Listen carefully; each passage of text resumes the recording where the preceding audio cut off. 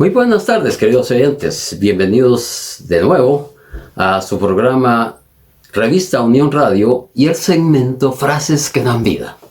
Gracias por seguirnos a través de Facebook Live, de IADPA Guatemala y de Revista Unión Radio. Hoy abordaremos un tema extraordinario. Comencemos con unas preguntas. Hablando de la oración, ¿por qué el Señor Jesucristo necesitó orar si Él supuestamente lo sabía todo?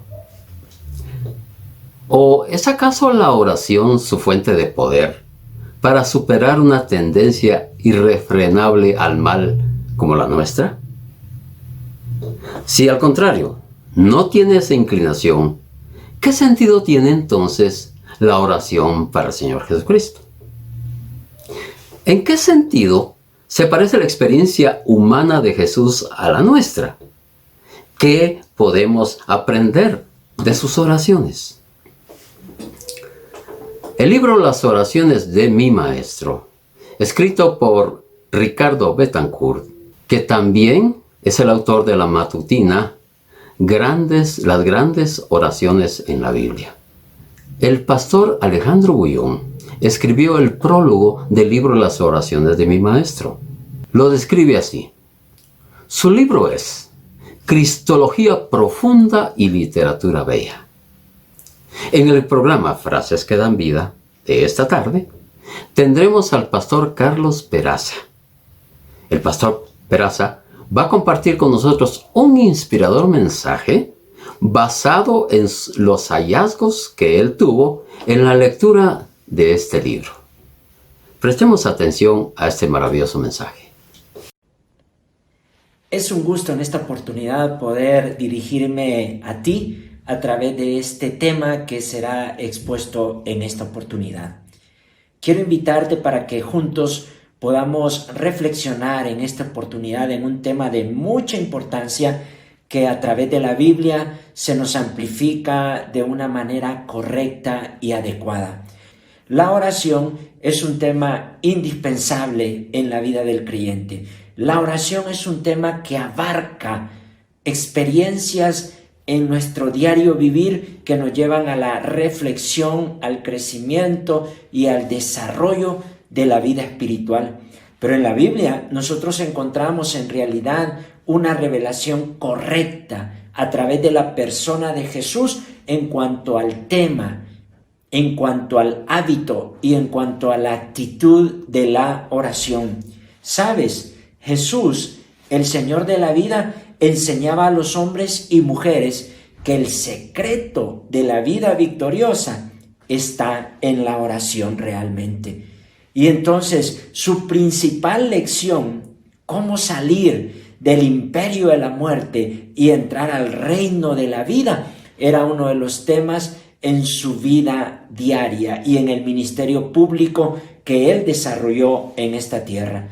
En los evangelios, Mateo, Marcos, Lucas y Juan, nosotros encontramos las luchas del maestro para derrotar mediante la oración el poder de la muerte. Es decir, Jesús, hombre, nos muestra esa maravillosa realidad. No hay otro nombre bajo el cielo dado a los hombres en que podemos ser salvos. En otras palabras, la oración en el nombre de Jesús tiene autoridad por su acto de encarnación, porque Dios se hizo hombre, vino a esta tierra, fue crucificado, fue sepultado, pero venció a la muerte. Y el mismo Jesús en Mateo capítulo 28 nos dice: toda potestad me es dada en el cielo y en la tierra. Él tiene el poder, Él tiene la autoridad, y ahora la oración tiene que estar subordinada al nombre de Jesús. La oración en el nombre de Jesús hace que se doble toda rodilla de los que están en los cielos y en la tierra y aún debajo de la tierra, y toda lengua confiese que Jesucristo es el Señor, para gloria de Dios el Padre. Vea qué interesante es que Dios ahora se introduce en la historia humana mediante la encarnación de Cristo. El mensaje bíblico está sólidamente enraizado en la historia, en el Jesús humano, Y esto es maravilloso, porque ahora debemos de entender que Dios se hizo hombre. Él vino a esta tierra, nació de la manera natural como todos y cada uno de nosotros hemos podido nacer. Dios se hizo hombre, experimentó las emociones que tú y yo como seres humanos podemos experimentar, las necesidades físicas, fisiológicas que cada uno de nosotros podemos tener. Él tuvo hambre, Él lloró, Él se cansó, Él se angustió. Y en la Biblia nosotros tenemos esa maravillosa revelación. Pero ahora, por haberse hecho hombre y enfrentar las pruebas y dificultades que como ser humano Él enfrentó, puede entendernos de una manera plena y completa. Y nosotros podemos también llegar a entender por qué Él necesitó tanto de la oración como tú y yo lo podemos necesitar hoy en día. Y fíjate que pues podemos ubicarlo en la geografía, por eso podemos entender y comprender que Jesús, Dios interviene en la historia humana y a través de un ministerio público en lugares geográficos e identificados, nosotros podemos encontrar a Jesús hombre llevando una vida de oración. Él fue al Monte Tabor. Dicho sea de paso, el Monte Tabor está ubicado en la Baja Galilea, al este del Valle de Jezreel, a 17 kilómetros al oeste del Mar de Galilea. Allí, en ese monte geográficamente ubicado, Jesús subió ahora a orar. A medida que avanza la noche, aumenta la angustia en el corazón de Jesús, puesto que versículos anteriores al verso 28 del capítulo 9 de San Lucas, nosotros encontramos que Jesús anunció su muerte. Es decir, Él sabía ahora en qué momento de su vida se encontraba y en qué momento tan indispensable de su ministerio se encontraba. Pero en esa realidad de angustia, en esa realidad de lo que iba a acontecer ahora en la última etapa de su ministerio, Jesús lo que hace es que va al monte. Y entonces ahora pone en práctica lo que durante toda su vida ha desarrollado como un hábito permanente. Y sube al Monte Tabor a orar. Y ahí lo encontramos en el Monte Tabor. A medida que avanza la noche, aumenta la angustia en el corazón de Jesús. Está comenzando a transitar la senda que lo conducirá al sacrificio. Y Él lo sabe perfectamente. Y es una senda angosta. Es una pendiente muy pronunciada. Será sometido ahora voluntariamente a una crisis, a un conflicto y a una angustia extrema. Él lo sabe. Y entonces ahora su ida al monte inaugura la última etapa de su ministerio público en esta tierra, porque Él tiene ahora que cumplir con su misión. Él ahora viene a cumplir la última etapa. Subiendo al Monte Tabor, inaugura la última etapa de su ministerio.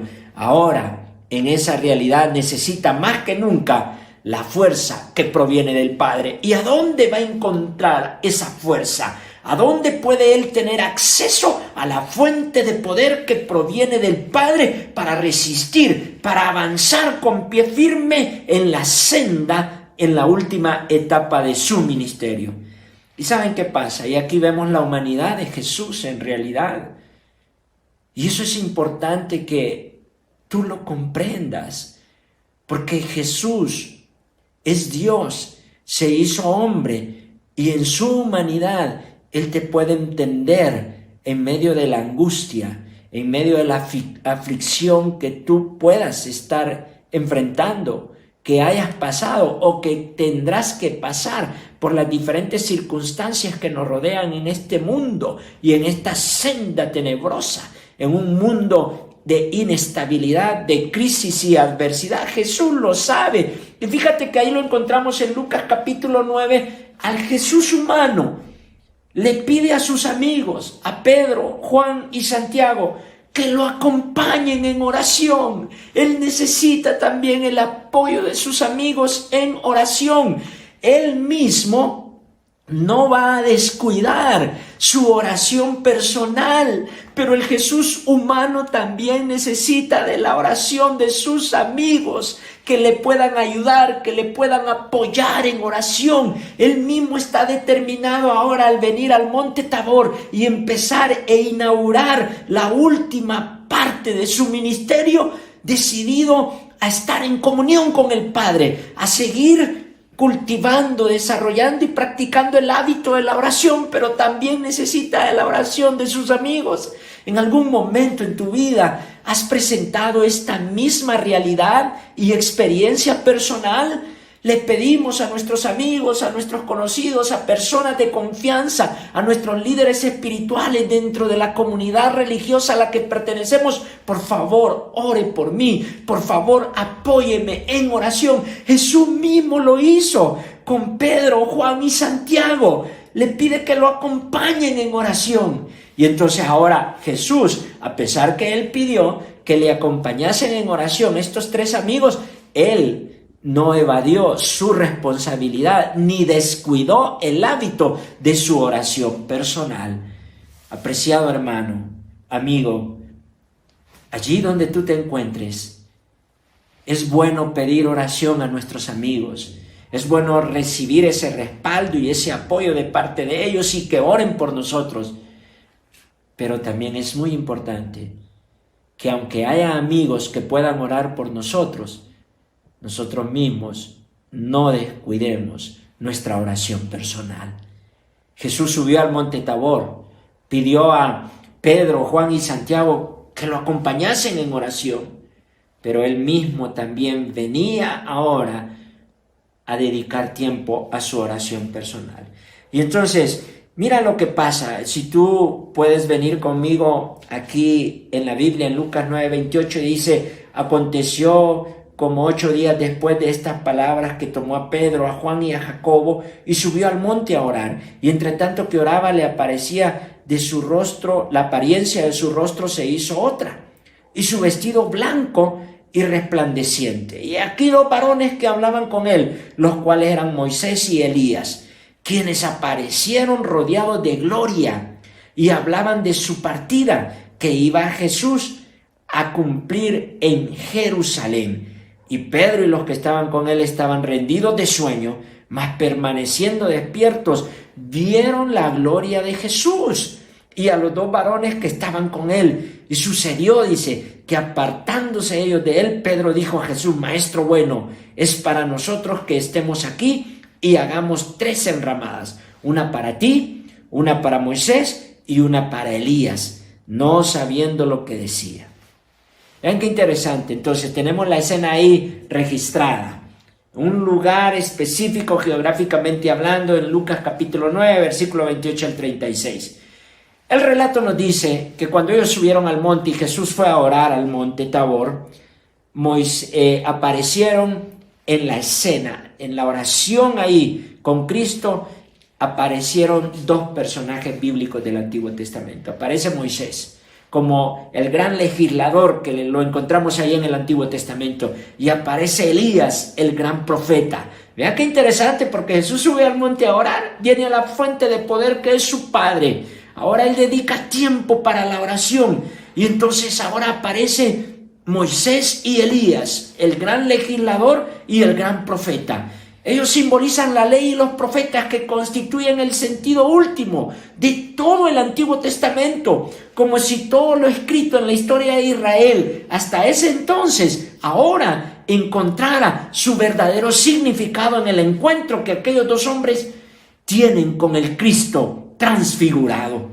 La respuesta del Padre a Jesús tiene 3 episodios claramente definidos en el relato bíblico. Jesús subió a orar, y entonces él ahora entra en una comunicación directa, estrecha con Dios, una comunicación efectiva, porque la oración es un puente de comunicación efectivo con Dios. Y Jesús lo sabe, y él mismo, en su naturaleza humana, necesitaba de ese puente efectivo de comunicación constante, diario, permanente, en diferentes lugares, ante diferentes circunstancias. Recuerde, Él está inaugurando la última parte de su ministerio y la senda que va a empezar a transitar es una senda oscura, es una senda de crisis y prueba extrema. Y ahí está Jesús. Y ahora la respuesta del Padre a Jesús tiene 3 episodios claramente definidos en el relato bíblico. Número 1, el cambio en la apariencia del Maestro. Cuando Jesús sube a orar, su apariencia cambia. Allí en el monte Tabor, estando en oración, su apariencia cambia. Número 2, el diálogo de él con Moisés y Elías.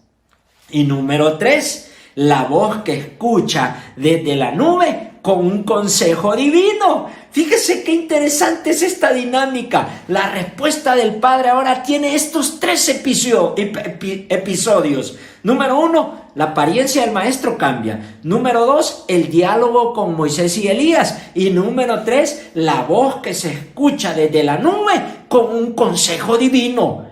Y entonces ahora estos 3 episodios en realidad deben de ser para nosotros también episodios reales en nuestra experiencia de cuando apartamos tiempo y desarrollamos el hábito de la oración y de buscar la fuente de poder a través del Padre en nuestra vida personal, como Jesús lo hizo cuando subió al monte Tabor. Cada uno de estos episodios muestra el carácter de la oración. ¿En qué sentido? Número 1, su poder para transformar. Cuando usted y yo oramos, nuestra vida va siendo transformada. Pero también muestran el carácter de la oración en el sentido del poder que la oración tiene para consolar. Cuando tú oras, probablemente la respuesta no viene de inmediato, probablemente no es ya. Pero mientras tú oras, recibes consuelo.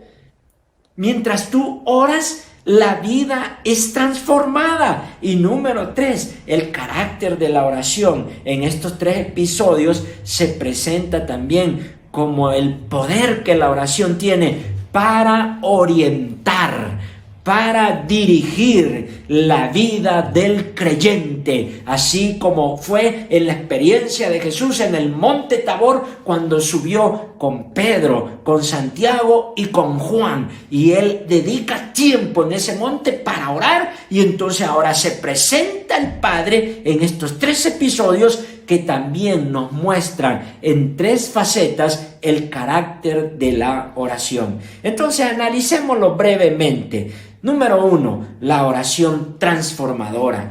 Lucas es el único evangelista, fíjate, que presta especial atención a la relación que existe entre la oración de Jesús y la transfiguración. Este relato nosotros lo encontramos en Mateo, Marcos y Lucas, pero Lucas le presta esa particular atención y esa relación que existe entre la oración de Jesús y la transfiguración.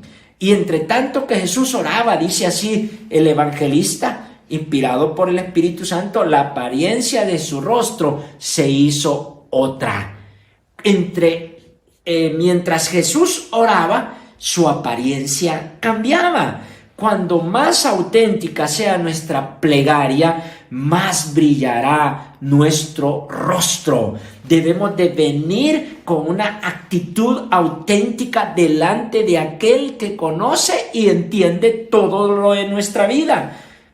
Mediante la oración participamos también en la transfiguración de Cristo. Cuando dedicamos tiempo para orar, cuando nuestra oración es auténtica, cuando no nos justificamos por nuestra naturaleza pecaminosa o los errores que conscientemente nosotros cometemos, nosotros también seremos transformados.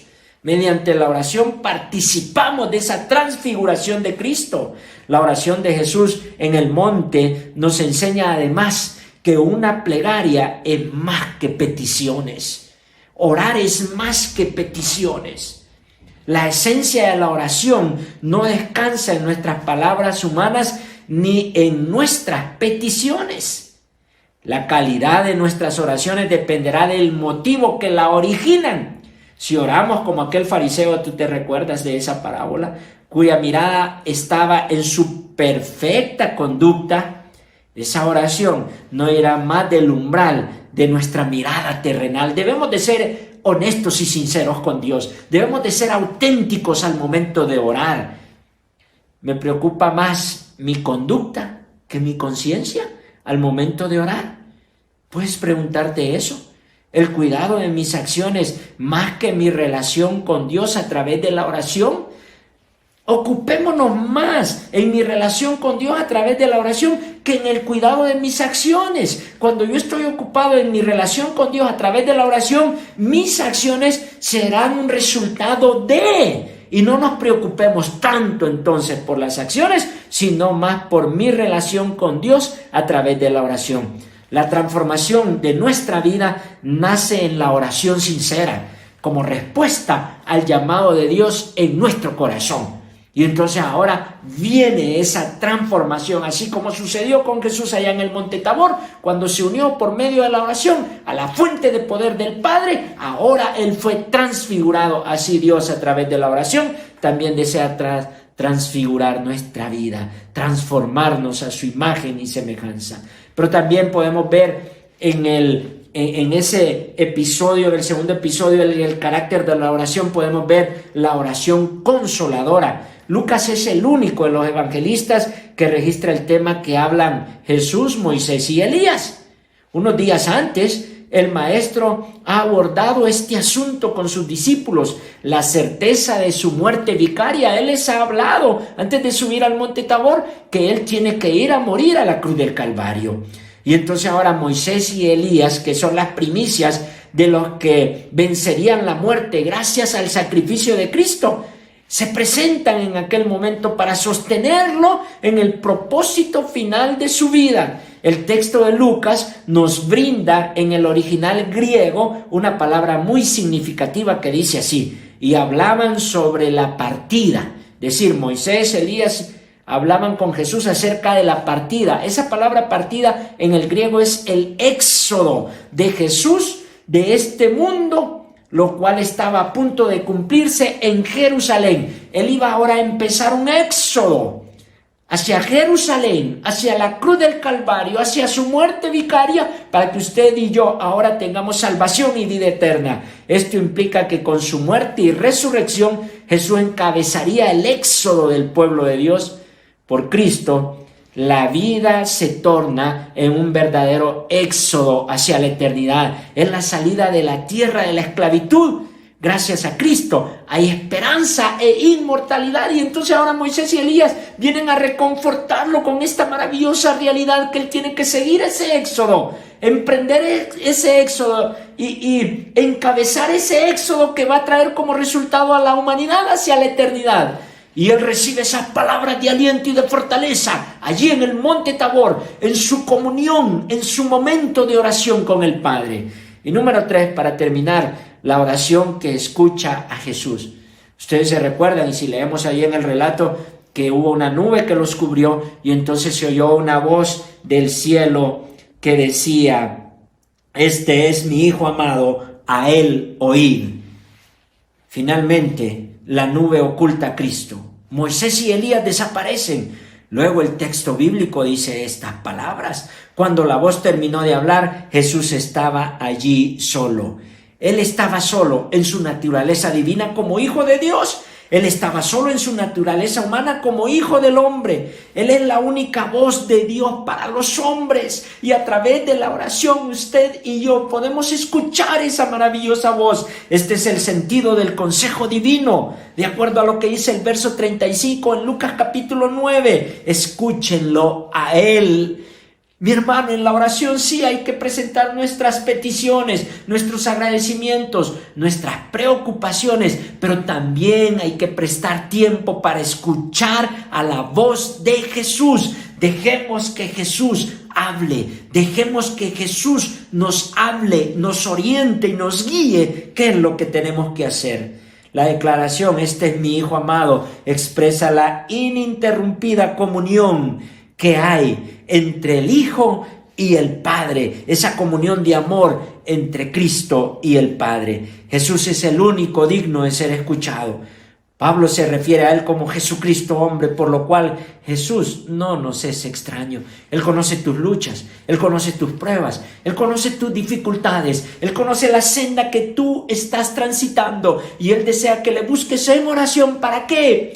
Para que tu vida vaya siendo transformada, para que en la oración tú recibas consuelo y fortaleza, pero para que también en la oración tú aprendas a escuchar la voz de Jesús, que tiene la capacidad y el poder para orientarte, para dirigirte, para inspirarte y guiar tus pasos en la senda que estés transitando.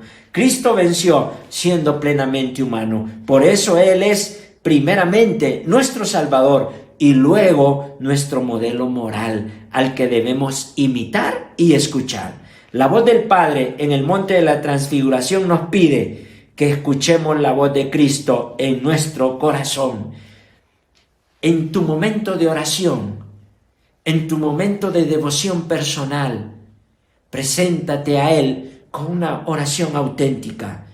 Él desea que lo escuchemos en nuestras oraciones, que lo escuchemos en tiempo de prueba y en tiempo de bonanza también, que lo escuchemos en la hora de la vida, pero también en la hora de la muerte, que lo escuchemos siempre, que sea permanente esa oración que nosotros podamos elevar al Padre. Y ahora, para concluir, mi hermano, recuerda, cuando tú vengas a orar a Dios, recuerda que tu vida va a ser transformada.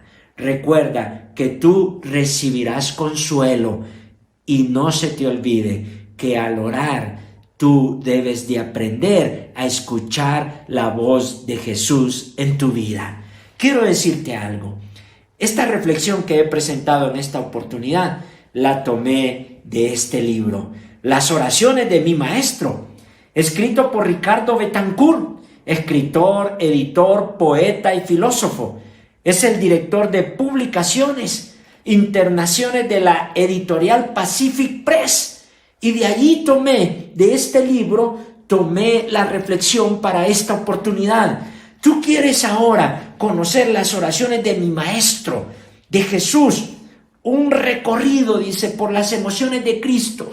Quieres saber cómo Cristo oró, quieres saber cómo Cristo, ante cada prueba que él enfrentó en esta tierra, cuando vino y se hizo hombre, cómo él triunfó y cómo él se aferró del recurso de la oración. Yo quiero invitarte a que puedas buscar este libro y lo puedas adquirir en la agencia de publicaciones más cercana, en tu sector, en el lugar donde tú vivas. Porque este libro te va a ayudar a conocer y a entender un poco más al Jesús hombre que tuvo que depender durante toda su vida del recurso maravilloso de la oración, pero que hizo de la oración un hábito constante y permanente, que lo mantuvo firme, lo mantuvo fiel, que le dio ánimo y fortaleza aún en los momentos más difíciles que él pudo haber enfrentado. Te recomiendo la lectura de este libro. Adquiérelo. Te va a ayudar a tu desarrollo espiritual. Que Dios te bendiga y gracias por haberme permitido llegar hasta ti a través de este medio. Cultivemos la lectura también de estos maravillosos libros en los cuales podemos tener acceso. Dios te bendiga y que tengas un feliz día. Así pues, queridos oyentes, el libro Las oraciones de mi maestro, en sus 110 páginas y 7 capítulos, ofrece temas como la oración y la fe, la oración y la esperanza, la oración y la tristeza, la oración y la paz, entre muchos otros temas. Vale la pena tenerlo porque el autor Ricardo Betancourt hace un recorrido por las emociones del Señor Jesucristo en sus momentos más importantes de oración. Aproveche también que lo tenemos a un precio de introducción de únicamente 65 quetzales. Usted puede solicitarlo a los teléfonos 2433-9863 y al WhatsApp 4216-4548. Bendiciones.